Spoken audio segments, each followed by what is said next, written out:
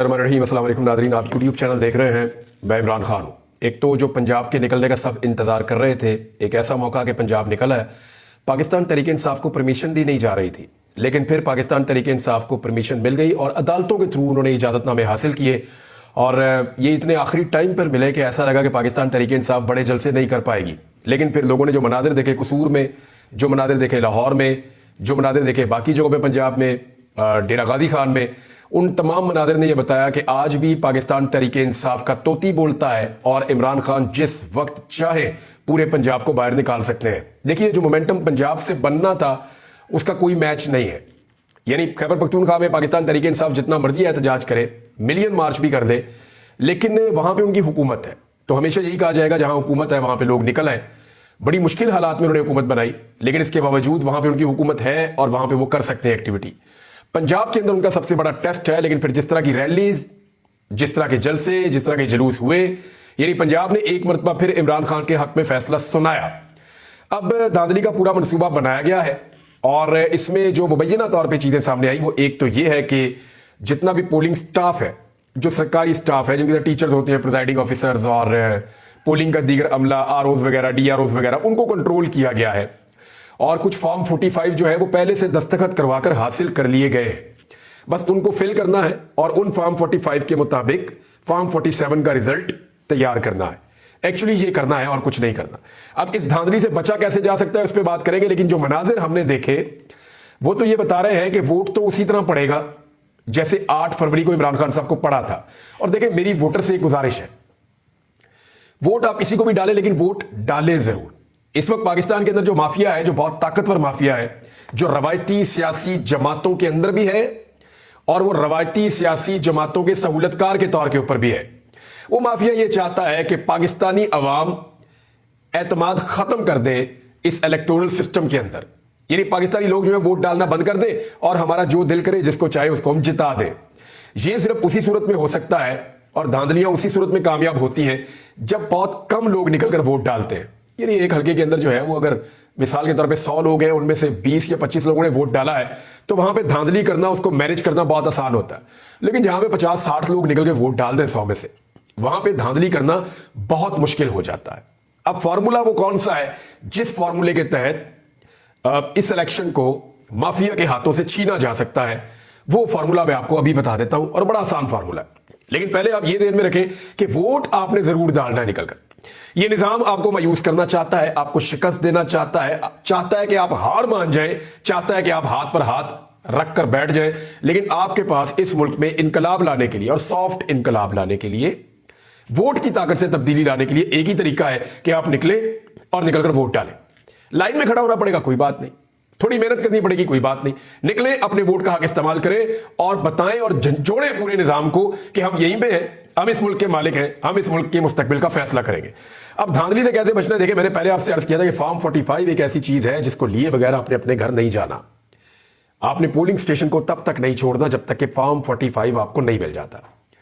आज जिन लोगों ने फॉर्म 45 मुकम्मल हासिल किए हैं इलेक्शन में 8 फरवरी वाले में, उनके आज भी इम्कानात है कि वो ट्रिब्यूनल के अंदर आगे जाकर मामलात में, फोरेंसिक ऑडिट के अंदर वो अपनी सीटें वापस ले सकते हैं।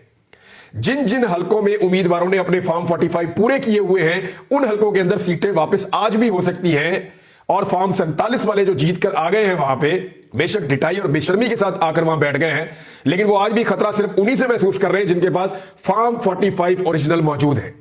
ये खतरा उनके सर के ऊपर मंडला रहा है। तो फॉर्म 45 आपने एक मरतबा फिर लेकर जाना है। अब ये जो फॉर्म 45 होता है ना, इस पे सिर्फ और सिर्फ प्रिजाइडिंग ऑफिसर के दस्तखत नहीं होते, या पोलिंग ऑफिसर जो है वहां पे जो सरकारी ऑफिसर मौजूद होता है पोलिंग स्टेशन में, सिर्फ उसके दस्तखत नहीं होते।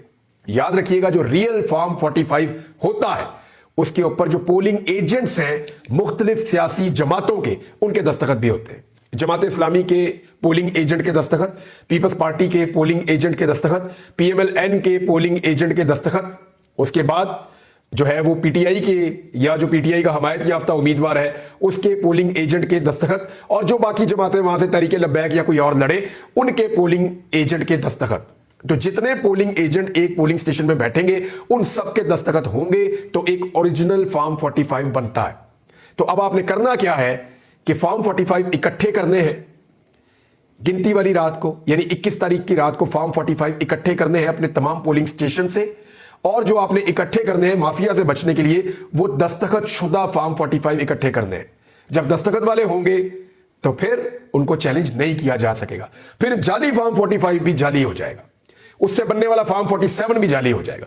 असली फॉर्म 45 वहां से आपको लेकर निकलना है हर हाल में, और उसके ऊपर बाकी पोलिंग एजेंट्स के दस्तखत भी करवाने हैं ताकि बाद में ये आपके पास सनद रहे और बवक्ते जरूरत काम आए अदालत के अंदर।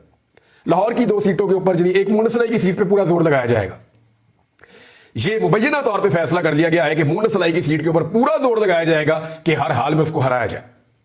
दूसरा, जो लाहौर में NA 119 जहां से मरियम नवाज ने छोड़ा और परवेज मलिक साहब के साहबजादे अली परवेज मलिक इलेक्शन लड़ रहे हैं, यहां पूरी कोशिश की जाएगी कि अली परवेज मलिक को इलेक्शन जितवाया जाए। हालांकि इससे पहले फॉर्म 45 के मुताबिक मरियम नवाज यहां से हारी थी और शहजाद फारूक यहां से इलेक्शन जीते थे, लेकिन अब जो है वो शहजाद फारूक के खिलाफ अली परवेज मलिक है। शहजाद फारूक अभी भी फेवरेट है, सबसे बड़ा जलसा, सबसे अच्छी कंपेन उनकी है, लेकिन इसके बावजूद इस सीट पे बहुत बड़ी धांधली होने जा रही है। मैं पहले खबरदार कर रहा हूं, तो फॉर्म 45 इकट्ठे कर ले ताकि कल को आप अदालत में चैलेंज कर सके। एक और गवाही आ गई जी लंदन प्लान की, जो इमरान खान साहब बार बार कहते हैं लंदन प्लान, लंदन प्लान। सारे लोग कहते हैं कि शायद ये कोई मिथ है, शायद ये कोई ऐसे ही हवा की बात है, लेकिन एक गवाही आई है। नजम सेठी जो लंदन में नवाज शरीफ साहब से मुलाकातें करते रहे, जो बार बार मियां साहब से मिलते रहे, तो उन्होंने क्या बताया कि मियां साहब को क्या बताया गया था उस वक्त जब लंदन प्लान बन रहा था। नजम सेठी ने बाकायदा तस्दीक की है इमरान खान साहब की बात की और लंदन प्लान की। हम ये बात करते हैं तो उठा के जेल में डाल देते हैं, हम ये बात करते हैं तो उठा के गायब कर देते हैं, हम ये बात करते हैं तो बम मारने के मुकदमे कर देते हैं। तो नजम सेठी ने कहा कि नवाज शरीफ को यकीन दहानी करवाई गई थी, हम आपको अक्सरियत दिलवाएंगे। इलेक्शन से पहले नून लीग के रहनुमाओं और रियासती इदारों के कुछ अहम लोगों के दरमियान मीटिंग हुई जिसमें यह बात तय हुई थी कि हम आपको 90 सीटें पक्की देंगे, बाकी 15 सीटें ऊपर से मजीद देंगे। फिर पाकिस्तान तहरीक इंसाफ ने यह मुतालबा किया है कि इसके ऊपर जो है वो जो एस्टेब्लिशमेंट है वो इस पर अपनी वजाहत दे और वो अपने हलफ की खिलाफ वर्जी करके इदारों को सियासत में क्यों इस्तेमाल कर रहे हैं इसका जवाब दें। वो इसकी वजाहत मांग रहे हैं एस्टेब्लिशमेंट से। अब इसमें एक खबर और है, अभी मैंने आपके सामने नाम लिया मियां शहजाद फारूक का, तो उन्होंने एक बात बताई है कि मियां शहजाद फारूक कह रहे हैं कि हमारे ऊपर बहुत दबाव डाला जा रहा है, और उनके बकौल उनके भाई मियां अबाद फारूक और हसान न्याजी, उनके बारे में खदशात इंतहाई तशवीशनाक और ख़तरनाक हैं जो उन्होंने जाहिर किए हैं। और कासम सूरी साहब इसके ऊपर एक ट्वीट करते हुए कह रहे हैं कि गैर कानूनी हिरासत में मौजूद अबाद फारूक और हसान न्याजी से किसी किस्म का राब्ता नहीं है और ये खदशा है कि कहीं उन्हें खुदा न खास्ता कत्ल न कर दिया गया हो। वैसे ये मुझे नहीं लगता कि ऐसा होगा, अल्लाह ताला उन दोनों को सलामत रखे, लेकिन उनकी कोई लोकेशन तब्दील हुई है इसके बारे में लोग कह रहे हैं। कुछ लोगों ने यह कहा कि शायद मियां अबाद फारूक ने खुदकुशी करने की कोशिश की है किसी शीशे के साथ, और उस पर जो है वो हसान न्याजी ने शायद शोर भी मचाया था और फिर उनको दोनों को उस जगह से किसी और जगह मुंतकिल किया गया है। जो लोग अपने लोगों को मिलने के लिए गए थे, कि जो लोग वहाँ कस्टडी में थे फौज की, उन्होंने बताया कि इन दोनों को मुंतकिल कर दिया गया है, ये जहाँ पे मौजूद नहीं है। तो अब जो है इसके ऊपर खदशात जाहिर किए जा रहे हैं पाकिस्तान तहरीक इंसाफ की जानिब से, उनके वकला की जानिब से, अदालत से भी रुजू किया गया है। देखते हैं इस मामले में क्या होता है। एक और वाकया जो अफसोसनाक पेश आया, इससे पहले एक भावलनगर में वाकया पेश आया था और वो वाकया जो है वो पुलिस का था, बड़े भाई छोटे भाई वाला वाकया उसको करार दिया जा रहा है। और पुलिस वालों के साथ जो कुछ हुआ, जो डीमोरल वो हुए, और अभी तक इसके ऊपर बातें हो रही हैं। इसकी इंक्वायरी हो रही थी, पता नहीं क्या रिपोर्ट आई, जब हमारे सामने आएगी तो हम आपके सामने भी रख देंगे। लेकिन यहाँ एक वाकया हुआ और इसके अंदर एक लेटर मेरे पास मौजूद है, और वो जो लेटर है वो जनाब लिखा गया है रिटर्निंग ऑफिसर NA 8 बाजोड़ से, ये उनके ऑफिस से लेटर लिखा गया है। और डिस्ट्रिक्ट रिटर्निंग ऑफिसर DRO को ये ऑफिस लिखा गया है जो बाजोड़ के DRO है। और उसमें वो ये बता रहे हैं कि एक स्पेशल रिपोर्ट है, जो इसका उन्वान है स्पेशल रिपोर्ट है, अटैक ऑन स्टाफ, के स्टाफ के ऊपर हमला हुआ है और इंटरफेरेंस इन ऑफिशियल वर्क, हमारे सरकारी काम में मुदाखलत की गई है। और वो ये बता रहे हैं कि 19 अप्रैल 2024 को यानी कल के दिन कुछ ऑफिसर्स हैं जिनका ताल्लुक ISI इंटरनल विंग से है और वो बाजोड़ में पोस्टेड हैं। वो आए मेरे ऑफिस में तकरीबन 12 बजे के करीब, और उन्होंने मेरे साथ मिसबिहेव किया और मेरे ऊपर प्रेशर डाला, प्रेशर के तरीके इस्तेमाल किए और पोलिंग स्टाफ को चेंज करने के लिए दबाव डाला गया।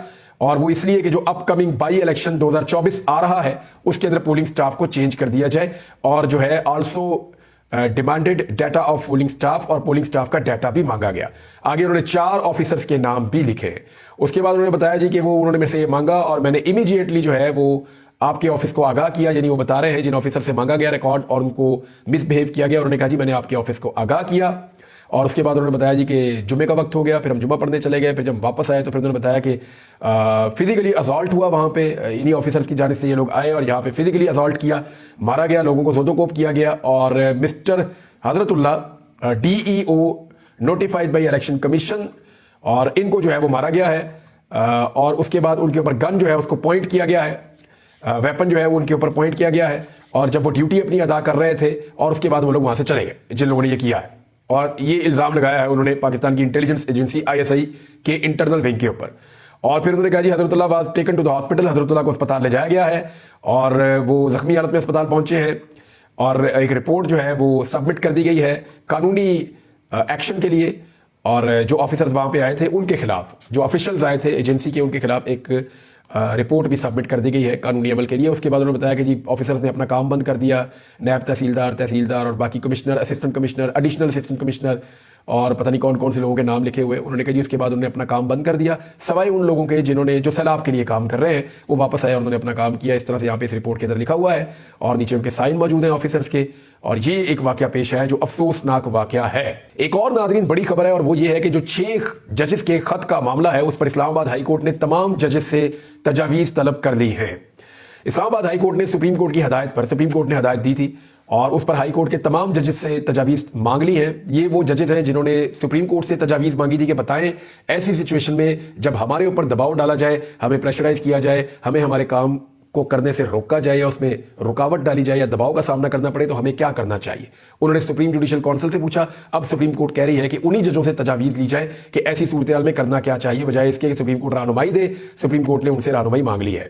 قاضی فائز عیسیٰ صاحب لگتا ہے اس معاملے کو بہت شاید لمبا لے کر چلیں گے، اور چیف جسٹس اسلام آباد ہائی کورٹ کے آفس کی جانب سے تمام ججز سے پیر تک تجاویز طلب کی گئی ہیں اور تجاویز مانگی گئی ہیں۔